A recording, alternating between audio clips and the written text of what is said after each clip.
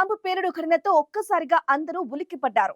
Delhi bomb blast ఘటన వెనక ఉగ్ర కుట్ర ఉన్నట్లు అనుమానాలు వ్యక్తమవుతూ ఉండటంతో ఈ కేసును ఎన్ఐఏకు అప్పగించారు. ఢిల్లీలో పేలుడు వెనక ఉగ్ర కుట్ర ఉన్నట్లు నిఘా వర్గాలు అనుమానిస్తున్నాయి. ఈ నేపథ్యంలో పేలుడు పద్ధతి, ఉపయోగించిన పదార్థాలు, కారులో అమర్చిన డివైస్ విధానం వంటి అంశాలను దర్యాప్తు అధికారులు, నిపుణులు పరిశీలిస్తున్నారు.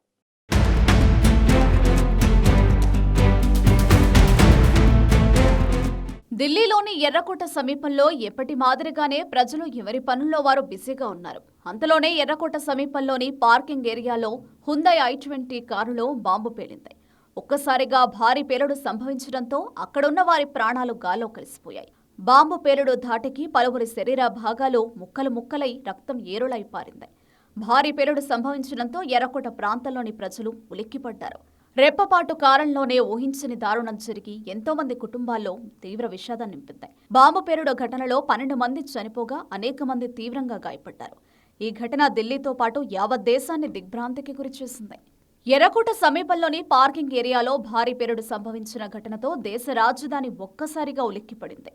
బాంబు పేలుడు ధాటికి ఎర్రకోట పరిసర ప్రాంతాల్లో గాజు తలుపులు, వాహనాలు దెబ్బతిన్నాయి. ఈ పేలుడు వెనక ఉగ్రకుట్ర ఉందనే అనుమానాలు వ్యక్తమవుతున్నాయి.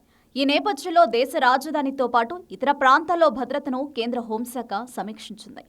కారులో బాంబు పేలుడు ఘటన నేపథ్యంలో ఢిల్లీలో హై అలర్ట్ ప్రకటించారు.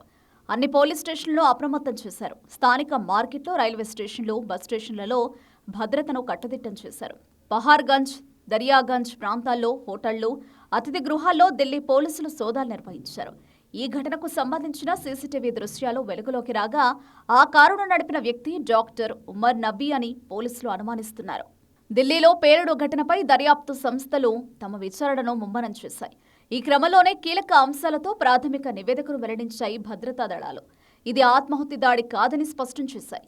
టెర్రర్ మాడ్యూల్ దొరికిపోయిన క్రమంలో ఉమర్ నబీ పోలీసులకు చిక్కుతారని భయపడటమే పేలుడుకు కారణమై ఉండొచ్చని భద్రతా బలగాలు భావిస్తున్నాయి. ఈ బాంబును ఇంకా పూర్తి స్థాయిలో అభివృద్ధి చేయలేదని, ఫలితంగానే దాని తీవ్రత తక్కువగా ఉందని అభిప్రాయపడ్డాయి.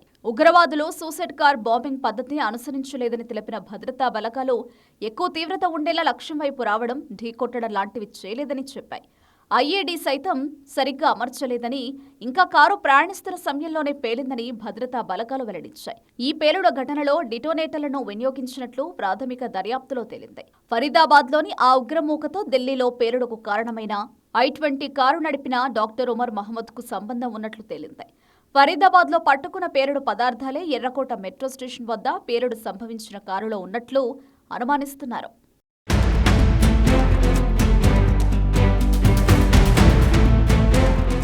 ఢిల్లీలోని ఎర్రకోటలో జరిగిన భారీ పేలుడు వెనక ఉగ్రకుట్ర ఉన్నట్లు దర్యాప్తు అధికారులు అనుమానిస్తున్నారు. ఫరీదాబాద్ మాడ్యూల్లో లింక్స్ ఉన్నట్లు పోలీసు వర్గాలు తెలిపాయి. బాంబు పేలుడులో నిందితులు అమ్మోనియం నైట్రేట్, డిటోనేటర్లను ఉపయోగించినట్లుగా తెలుస్తోంది.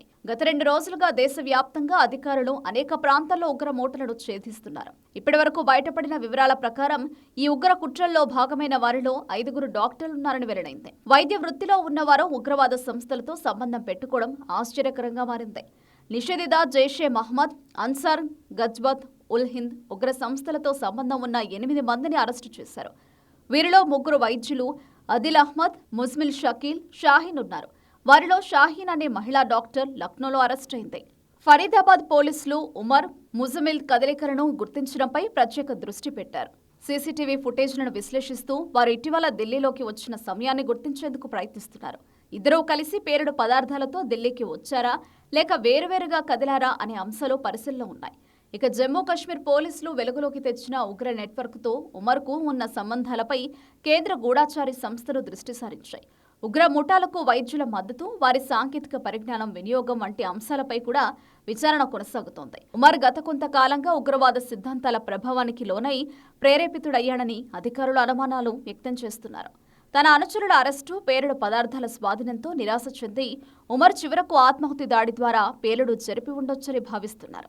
ఢిల్లీ పేలుడుకు కారణమైన ఉమర్ కూడా మృతి చెందడంతో ఘటనా స్థలంలో కనుగొన్న శరీర భాగాలు అతనివేనా అనే దానిని నిర్ధారించేందుకు అధికారులు ఉమర్ తల్లిని పుల్వామాలోని ఆసుపత్రికి తీసుకెళ్లి DNA నమూనాలు సేకరించారు.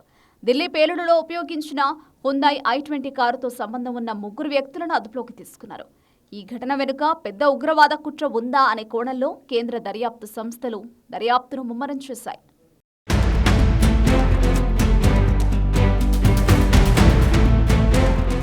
గత 2-3 రోజులుగా దేశవ్యాప్తంగా అధికారులు అనేక ప్రాంతాల్లో ఉగ్రముఠాలను ఛేదిస్తున్నారు.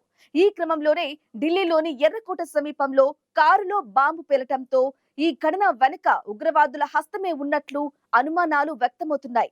ఢిల్లీ బాంబు బ్లాస్ట్ ముందస్తు ప్రణాళికలో భాగంగానే జరిగిందా, లేక నిందితుడికి వేరే గత్యంతరం లేక ఆ ప్రాంతంలో బాంబు బ్లాస్ట్ చేశాడా అన్న దానిపై కూడా దర్యాప్తు కొనసాగుతోంది.